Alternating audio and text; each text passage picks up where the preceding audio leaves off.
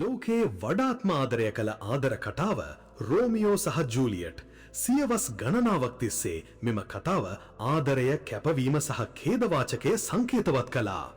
නමුත් universal details අද අහන ප්‍රශ්නය මෙයයි.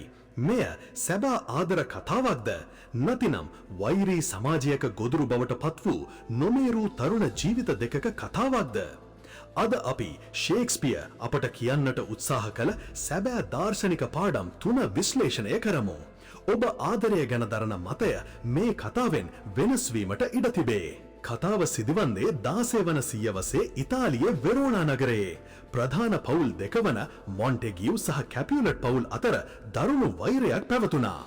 කතාවේ හරය වන්නේ පවුල් දෙකේම සිටි අතිශය යෞවන වයසේ වූ මෙම දෙදෙනාගේ ක්ෂණික ආදරයයි. නමුත් මෙහිදී අපට මගහැරෙන පළමු විශ්වීය විස්තරය මෙයයි. ෂේක්ස්පියර් ඔවුන්ව මුණගස්වන්නේ දින කිහිපයක් වැනි කෙටි කාලයකදී. ඔවුන්ගේ ආදරය වේගවත් වූ තරමටම ඔවුන්ගේ තීරණද වේගවත් හා නොමේරූ වියා. උදාහරණයක්, පැය කිහිපයක් තුර විවාහ වීමට තීරණය කිරීම, මරණයට තීරණය කිරීම. මනෝවිද්‍යාවේදී මේ හඳුන්වන්නේ යෞවනයේ කැරැල්ල ලෙසයි. ඔවුන්ගේ ආදරය පවුල්වල වෛරයට එරෙහිව යාමට තිබූ චිත්තවේගීය මාර්ගය විය හැකිය. පවුල් වෛරය නිසා ඇති වූ පීඩනය ඔවුන්ට වෙනත් විකල්ප ගැන සිතීමට ඉඩ දුන්නේ නැහැ. ඔවුන්ට ආදරය කළ හැකි එකම ක්‍රමය වූයේ වෛරයට අභියෝග කිරීම පමණයි. දෙවන සහ වැදගත්ම පාඩම, වෛරය ජයගන්නේ කෙසේද?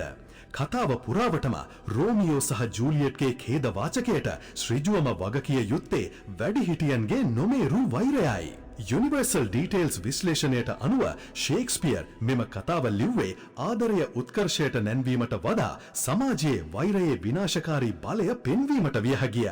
ඔවුන්ගේ මරණයෙන් පසුවයි පවුල් දෙකේ වෛරය අවසන් වන්නේ. මරණයෙන් පසුව සාමය. මෙය සමාවදීමේ ප්‍රමාදයක් මිස ආදරයේ ජයග්‍රහණයක් නොබව අප තේරුම් ගත යුතුයි. රෝමියෝ සහ ජූලියට්ගේ කතාව අදටත් වැදගත් වන්නේ ඇයි? ඛේදවාචකය වළක්වා ගැනීමට තිබූ අවස්ථා ඕනෑතරම් තිබුණා. නමුත් වෛරය සහ පවුල් ගෞරවය යන සාධක නිසා වැඩිහිටියන් සහ සමාජය එම අවස්ථා අහිමි කරගත්තා.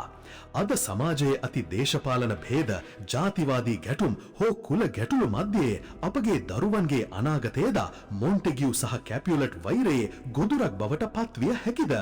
මෙම කතාවෙන් අප උගත යුතු පාඩම වන්නේ අපේ දරුවන්ගේ අනාගතය වෙනුවෙන් අපේ පරණ වෛරයන් පසෙකට දමිය යුතුයි.